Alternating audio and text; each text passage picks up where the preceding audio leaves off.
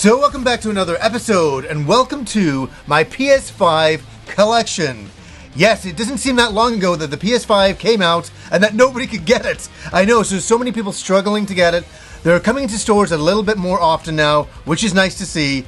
But I was able to pick up a PS5 day one and pick up a bunch of games for it. And over the years, I've built up a small collection. So I'm going to show all of those today. And yes, I'm going to show all the games. I can't review every single title. I'm going to show them, talk about them a little bit. But there's a lot to get through here. And before I begin, I will ask you guys, what are some of your favorite PS5 games in your collection? Even some things that I don't show today, I would love to see in the comments below. Now, what's interesting, for the first game that is actually here, was the first game I got for the PS5, like a lot of you out there, and that would be Demon's Souls, the remake of the classic game. We all saw this game and were like, look at what the PS5 can do. I need to get this game. And it really lived up to the hype, playing it and all that. And yes, it's punishing at times for sure. I'm not the best at it. I'm not saying that. But boy, the graphic fidelity of this game was second to none and really worth that launch window time of picking up this game. Okay, this is up there as probably one of my favorite PS5 games, even though it was on the PS4, it upgraded to PS5. And that is Ghost of Tsushima right here. And this is the director's cut. This game kind of took me back. I picked it up and I'm like, you know what, I'll give it a playthrough. I played a lot of it on the PS4, and then I was like, no, I'm going to get the PS5 game and go all the way through it, which I did in the span of a week. One of the best weeks of video gaming I've had in years. The graphics in this game, the storyline, I just love Samurai. I love this time in Japan. The graphics were unbelievable. I mean, I still think about these graphics and how awesome that they were. The use of colors and distinction of colors. You can even play the game in black and white, like a Kurosawa film. But yes, had to be in the collection here for sure. Okay, this is a fighting game that I played a lot more than I thought that I would. And that is the King of Fighters 15. And is it the best looking fighting game ever? No. But it's got all my classic characters. I can't believe we got 15 King of Fighters games. I remember when the first game came out with King of Fighters 94. I never thought we'd be here now. But I really enjoy the game. There's a lot of good fan service in there and a lot of characters from the past. Some stages look great. Some stages do not look great. And it's a really weird mix that way, but still happy to see the King of Fighters continuing on. Okay, this is a controversial one for me. I put it in like a games I was disappointed in about a year ago. I know everybody's like, really? Yeah, Returnal. And Returnal, for many people out there, they love this game. It's like rinse, die, and repeat over and over and over again. And for me, it was Tuesday. I'm going to use that joke again. No, I really tried to like this game, and I couldn't get into the flow of it. It was just one of those games that I'm like, I understand why people really like it. For me, it just wasn't for me. But I did give it the old college try. Okay, this is great stuff. Final Fantasy VII Intergrade right here. The remake of Final Fantasy VII, and with the new added DLC in here. This was a pure pleasure to play. And another one of those PS5 moments for me while I was playing it, and I'm like, I'm playing a next generation system. I really feel that, because we all know that the jump isn't so big these days, going in from one console to the next like it used to be.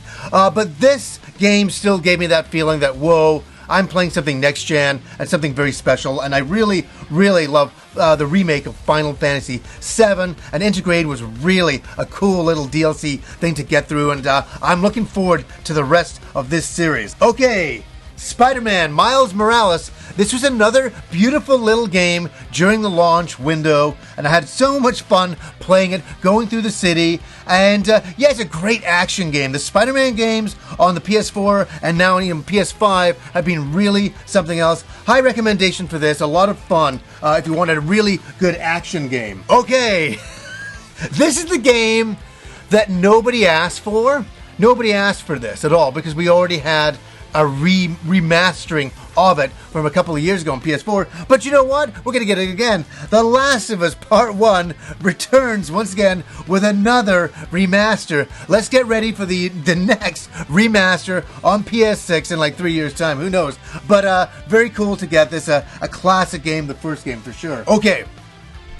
This game, like it didn't work for me entirely, that's for sure. But I did get some fun out of playing it, but it's not a perfect game for me, and it's had a lot of mixed reactions from many people, and that is Sonic Frontiers. Love it or hate it, it came on PS5, and I played it there, and I had some unusual times with it. Sometimes I was like, this is really cool. Other times I'm like, I don't like this at all. It's a really mixed bag of a game for me, but what do you guys think of Sonic Frontiers? Let me know, for sure. Okay, I had to pick this up. Ghostwire Tokyo. If any of you guys played this, I reviewed this game, and it was like a very small game. It just went under everybody's radars. I've said it many times before.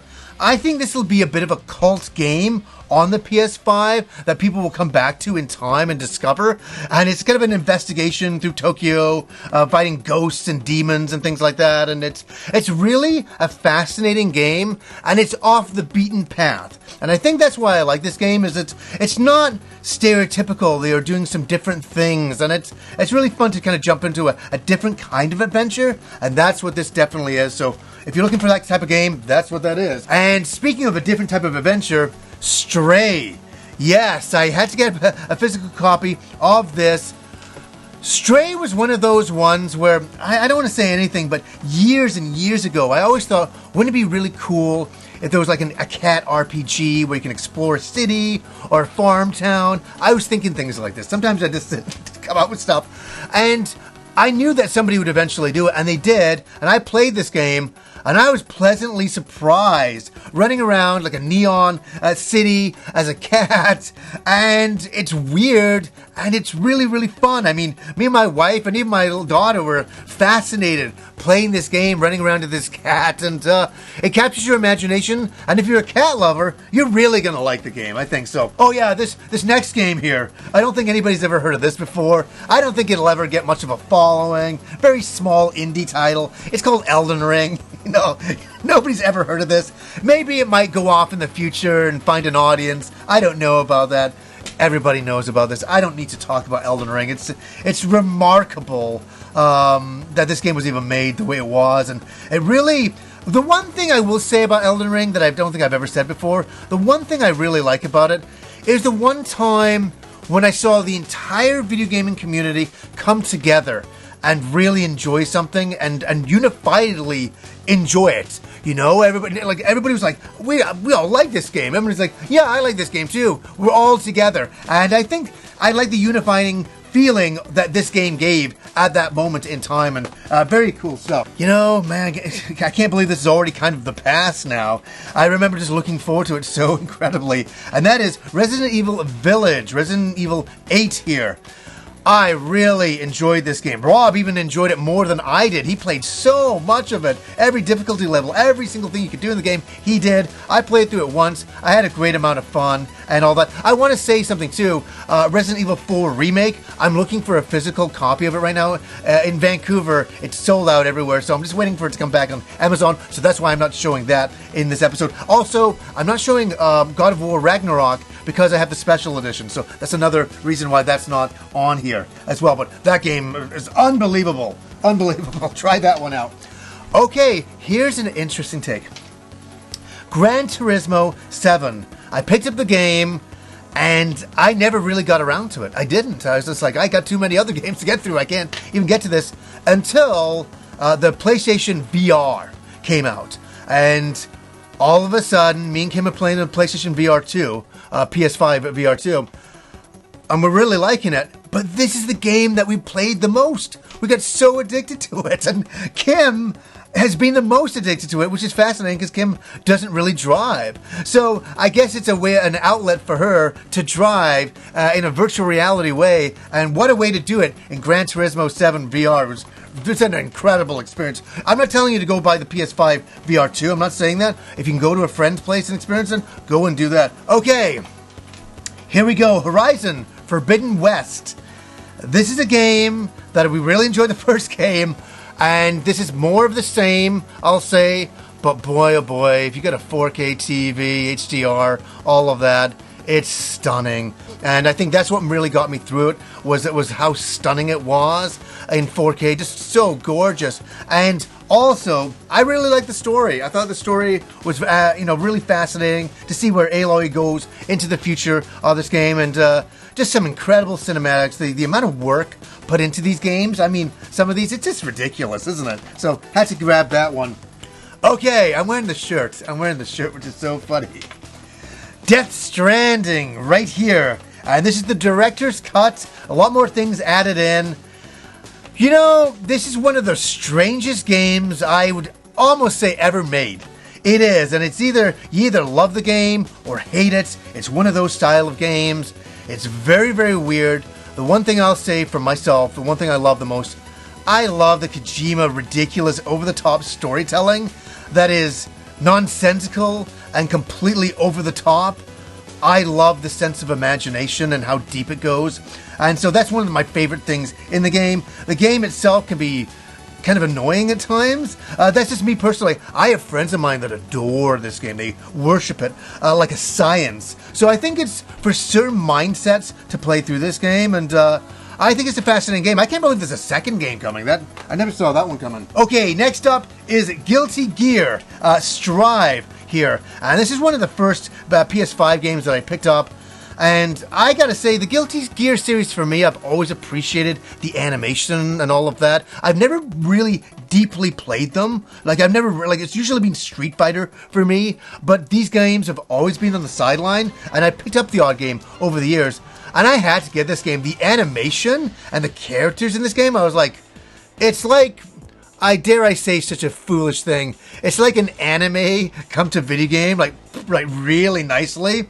It really feels like you're playing an anime. I know that it's so generically hokey to say such a thing, but they've really outdone themselves with the graphics. The gameplay is still kind of for me a little bit, but I enjoyed playing it. I did. I'm more of a Street Fighter guy, so that's okay. Okay, this is a good package. Uncharted Legacy of Thieves Collection right here. We got 2 games going on in here, and both games have been, guess what, remastered. And great jobs on both of them. High recommendation. If you can pick this up cheap, you've never played them, you really need to get in there and do these. They're great adventure games. I finished both of these games. High recommendation for that. Okay, this is an interesting one. A kind of interesting little action RPG, Scarlet Nexus. And I picked this game up, and I played it. I got a code for it back in the day, and I played it, and I was like, yeah, it's enjoyable. And I really, really like it. I think it's a really cool offshoot style of game. I've kind of said that with a few of these games. Some games are like, you know what to expect. And with this game, it's kind of like a fun anime, action, RPG type of thing going in there. And if you're looking for something different, I think you'll find it with this. I think it's kind of a bit of fun, for sure. Okay, the game I reviewed, and I had to buy the copy of it as well, Ratchet and Clank Rift Apart. This is one of those games, and I said it in my review, that I knew something was going on with this generation. Yes, we don't have those massive jumps that we've seen in the past going to new consoles, but I had one small feeling of that with this game when I started to play it, and I'm watching a cinema, and I'm like, oh, this is cool, and I'm like, oh, why is this not going? Why is it not playing anymore? And I'm like, oh my god, it's the game. And I'm getting a little shivers by that, because I was completely taken back that these were the graphics. I'm playing this. And we've got to a point where cinematics are the games sometimes. And we've always kind of got there. And we've done it to some varying degrees over the years. But this game showed me that, yes, it's here. And I never have to say a cinema and games are different. Sometimes they completely are the same. They were in this game. Fun game too. Really, really liked it. And I'm coming from a guy who doesn't really like Ratchet and Clank games. I'm not a hater. I've just never been into it. This game made me a believer though. Okay, this is another launch game that I wish I could be over the top and say how much I loved it. And that is Sackboy: A Big Adventure. I think this is a nice little game in here. It wasn't quite the launch game that I wanted, and I paid full price for this game, and I was like, try to have a bit of fun with it, but I was like, no, I'm going back to Demon's Souls. No, I'm going back to Miles Morales. And this game was just kind of left at the sidelines. And maybe one day I'll go back to it, but I'll be honest with you, I don't think so. Alrighty. I got this game, and I got this game near the end when it had already finished, and that is Babylon's Fall. And this is a very, very sad game, and very reviewed very terribly by many people. And I picked it up maybe just for the novelty of it. And it definitely was a disappointing game. It really was a sad game for many, many people. Have you guys played this game? Did you have high expectations? One of the sad spots on the PS5, and all these games I gotta say as well, they're not exclusive to the PS5, but they're just games that I bought on the PS5. That's all this is. It's funny that we just had this here. One of my most disappointing games of last year, and when I say disappointing, I don't hate this game by any stretch of the imagination, and that is Relayer. Right here, Relayer. This is kind of a strategy game with mechs, and I was really excited about it. I picked it up at PlayAsia, imported it, and then I got a release over here, which I talked about. But I was just disappointed. I was disappointed in the cinemas. I thought it was very generic looking, and it was really a budget title, which is okay. I like budget titles, but I think maybe I built it up too much in my head, and I wanted like a real front mission style of game, and it has elements there, and some of the animation is pretty cool, but it just, I don't know. One of those things, just didn't like it, but I bought it, and now I'm stuck with it. It's one of those funny things. Okay, here's something interesting. Soul Hackers 2. I bought this game, and I have not played it. I've had no time. I've just been doing all of the latest games that have been coming out and having a great amount of fun with that. And this is one of those games that's got lost in the cracks, and I wonder if I will ever be able to reach in and play it. And I don't know what to think. I've had so many mixed reviews on it from friends. Some people are like, oh, I really like it. I've seen it in the comment section. Some people are like, oh, no, that's not good, and all that. So what do you guys think of this? Soul Hackers 2, is it worth playing? Should I take the shrink wrap off and give it a go? I mean, jeez, let's see. Okay, I bought into the hype of this. I played it originally on Game Pass, and that is Hades. And this is kind of a roguelike game where you're doing the same levels over and over and over again and dying and repeating. But very fun and beautiful. I just really love the graphics, the character design, the profile pictures. I thought it was really well done, and I enjoyed my time playing it on Game Pass. I thought it was really cool, and I saw this cheap on PS5. I'm like, let's do it. Okay, Valkyrie Elysium. Let's do a couple of these. Valkyrie Elysium and Diefield Chronicles. Two games that are reviewed, and I had to go and buy the copies of because I stand behind my reviews. I thought both of these games were completely really good, and they're more budget title, I will say that, so don't expect a AAA production, but they're two really fun games. The Diefield Chronicles, a real-time strategy game. Valkyrie Elysium is kind of an action platforming game. Both of these games, I know, I'm saying it, reminds me of the old Squaresoft days. I'm talking Squaresoft days. Really did. And I got that feeling playing them that I thought that there was some heart in these games. They weren't just pumped out of a factory, that they really cared about them. Really liked the character designs as well. And here's another interesting game, Immortals Phoenix Rising by Ubisoft. The game that came out that nobody played, that was actually a pretty good game. Very Breath of the Wild inspired, and I was taken back by it. It's one of those games, if you see it on the cheap for PS5 or any other console, get it, because it's not a bad little game. If you like Breath of the Wild, or you want more of that, and you want it in a different style of way, this game will give you that. I thought it was really a solid game, and I thought this game's going to be forgotten by everybody, and it was. Here we go. Dead Space, the remake.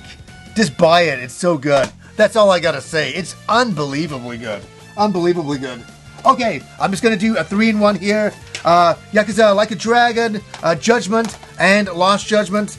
Again, you have to play these games. These games are unbelievably fun. Really cool. The action, RPG combat, the storylines, the humor. Yeah, Judgment's a little bit more serious, but I gotta say, those games are phenomenal by Sega. Okay, Devil May Cry 5 Special Edition. Had to grab this. A wonderful, wonderful game. Really reminding me of why I loved the original Devil May Cry so much. And I really enjoyed the action combat in this one. Beautiful stuff. Okay, here's another game that nobody played. nobody wanted to play that was, I believe, to me, was a very, very good game. And that is Guardians of the Galaxy. I remember they sent me the code over, and I didn't even have time to review it. And I played it, and I was like, this is a really solid game. And I put it in the games I was playing at the time. And when I saw this game for sale, I was like, yeah, I'm buying it. Really give this game a second chance, a second look, if you see it used. I'd say that's the perfect place to buy it. Okay. Star Ocean, The Divine Force.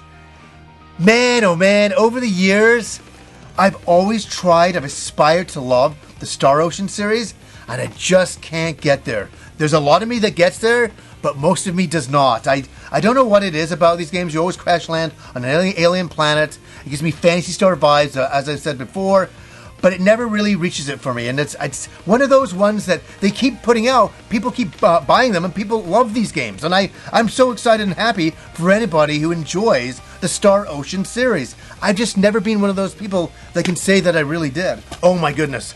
Tales of Arise. Man, Kim finished this game so fast in like under a week and a half. She was so unreal with this. And we had a great amount of fun with it. And I'd say this is up there as one of the best. Up there as one of the best. Definitely in the top 5 best PS5 RPGs on the system. Really, or JRPGs on the system. You've got to play it. I mean, it's really something else. The combat is amazing. The storyline, near the end, I was kind of phasing out a little bit. But the world exploring and everything in this game, it's a gorgeous looking thing. It's really, and the Tales series has been up and down for me over the years. This is a high. This is actually, I think, probably, I'll say something crazy, probably my favorite Tales game. And I like Tales of Destiny. I did back in the original PS1 days. Okay, we're near the end here, and I've saved my last pile. I put them all together for one reason. These games are all very similar. For one reason is that they're great games, and I want to own these games for sure, but they don't take advantage of the PS5 hardware at all. At all. But they were ported over to the PS5, and me being me, I have love for these games. I had to pick them up. Here we go. Shantae, The Pirate's Curse. Does this deserve to be on the PS5? It's pretty cool that it is, but it doesn't need to be there hardware-wise, but it's fun. Shantae, Risky's Revenge, right here. Does it need to be on the PS5? No, but man, we're happy it's there. Tactics Ogre, right here. What a cool game from the past. A lot of nostalgia. Does it need to be on the PS5? No, but again, we're happy that it is. Octopath Traveler 2, a really great RPG harkening back to the 16-bit, 32-bit days. Does it deserve to be on the PS5? Yes, it does. It does. It does deserve to be there. And here we go. Wonder Labyrinth, The Record of Lodoss War. Does this deserve to be on the PS5? Does it deserve to be there? Yes, it does. This is a really beautiful action, kind of side view action RPG, kind of like a Castlevania, but with the main elf from Record of Lodoss War, Daedric. Very cool stuff. Highly recommend that game. It's simple, but it's good. Oh man, I got a lot of fond memories of this one when it was first released on the Switch, and that is River City Girls. River City Girls. I really love this game. I played it with my friend Jay. We enjoyed it in the summer that it came out. Lots of fun, lots of memories, beautiful soundtrack, and I'm a sucker. I had to buy it on PS5. I had to buy it on PS5. Oh yeah, look at this one. This is too funny as well. Turtles, the Cowabunga Collection on PS5. Yeah, I'm old school. I love all those games when they originally came out. I had to play them again here. Yeah, it's there. Wonder Boy, The Dragon's Trap. I think I have every single version of this in Special Edition known to mankind, and I'm okay with that. I love Wonder Boy, and I really loved the remastering of it. I thought it was a really good job. PS5? Yes. Okay, last but not least, Battle Axe, the Special Edition right here. Kim and I played this. We put it in the games we've been playing episode. It's kind of an overhead action game. And it's pretty cool. It's not bad, for sure. I just kind of wish they zoomed out a little bit more. It feels kind of claustrophobic and all that, but still a fun game and all that. So guys, this is my PS5 collection. What are some of your favorite games to collect on PS5? What are some other games that I need in the collection? I just want to say one thing. I have a lot of games that I still don't have physical copies for that I'm going to be picking up in the future. So if you don't see anything here, I probably got it on the PS5. I'll get it absolutely in the future. So anyways, guys, until next time.